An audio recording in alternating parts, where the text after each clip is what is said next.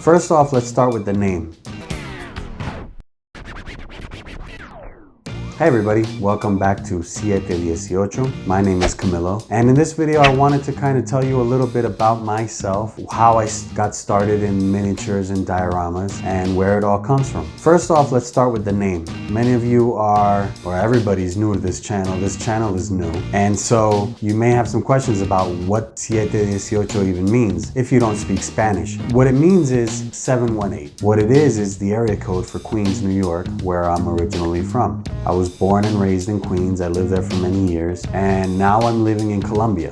So I really dedicated myself to art once I got here in Colombia. And so the Instagram page that I opened up for my miniatures was in Spanish, geared to the people here in Colombia. And so I came up with the name SieteDiezyOcho, which represents where I'm from in Queens, but is also in Spanish and, you know, easily digestible by Colombians. How did I get started working in miniatures?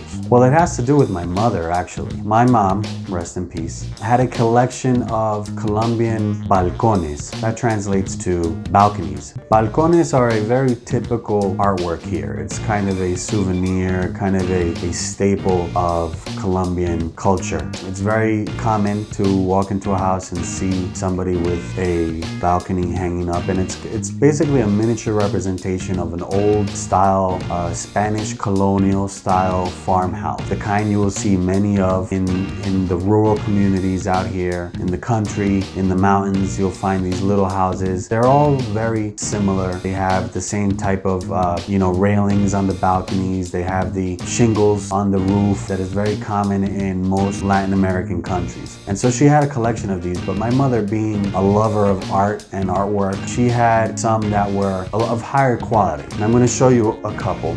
She had this one, for instance, which is made to look realistic, and it represents an old door of an old house in Cartagena. But it really struck me because of its detail and its realism. This one is, again, another old style house. Again, very realistic, very well done. The dirt and grime and the age and the broom and the pottery and the wood on the door, it's really, really well done. So these were basically my inspiration, because I saw these, and yes, they're very representative of Colombian culture. My mother took it a little bit further. These are not balconies, these are doors, but it's the same style of the Colombian style of representation of the miniature house. So as I'm sitting there in my mother's house one day and I'm looking at these Colombian balcones, I'm sitting there and I'm saying to myself, wow, that's really nice. It's very typical. My mom has this great collection. She had a wide collection of a lot of these. I said to myself, I wonder if I could do something like that, but representative of New York. And what I came up with was the bodega.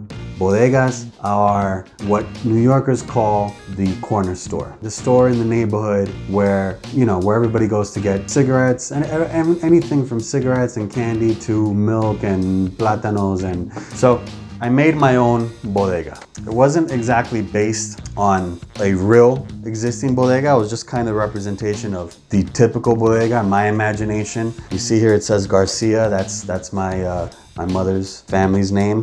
This is what my idea of what a typical New York bodega would look like. And that was my idea, was to represent New York in something similar to the balcones or the doors that you would hang on your wall, but something New York. The next step in the evolution was, now I wanted to go a little bigger. I wanted more detail, and that's something I tend to do with my projects, is I tend to try to work in something different and new. If you're doing something different, you're learning something. If you're doing the same thing, you're not learning anything. And I figured that the next thing that would be very typical and very representative of New York is a fire escape. I don't know if this is a thing in other cities in the States, but fire escapes are very common in New York. So I wanted a building with a fire escape. I wanted something very typical, and I came up with this. This is an apartment building. This is what apartment buildings look like in New York. I mean, you've got the Chinese restaurant downstairs with the ducks hanging in the window. You've got the fire escape, and this is really dusty. I should clean these more. but this was the next step in my evolution, so to speak. So that's basically how I got started working in miniatures. From there, I got a couple of opportunities to do a couple of different things. I made a typical Irish pub for one of my buddies in New York,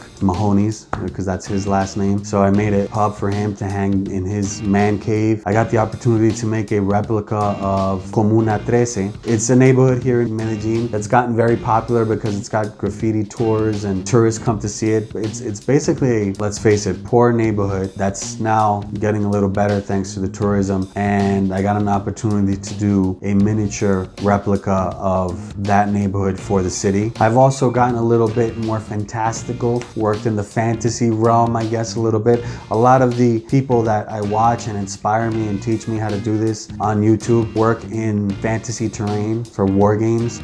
So I also made a steampunk floating boat thing, very much inspired by the artwork of Ian McHugh. I did this one here. This is kind of a fantasy tower that I did. This is also something very different that I don't usually do. Strangely enough, we somehow end up coming back home. The last one I did reminds me a lot of my mother, because this is back to what she would have had on her wall.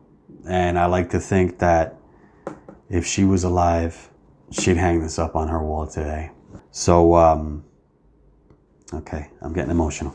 Okay, so that's it, guys. That's me in a nutshell. I hope you enjoyed this video. I hope you learned something about me. I hope you'll ask some questions, and I hope you stick around. I hope you watch the videos, you like and subscribe. I'm gonna keep showing you the stuff that I work on. Maybe you'll learn something, maybe you'll teach me something, and I hope that you guys hang around and see what's next on my road. So with that, take care, guys, and I hope to see you soon.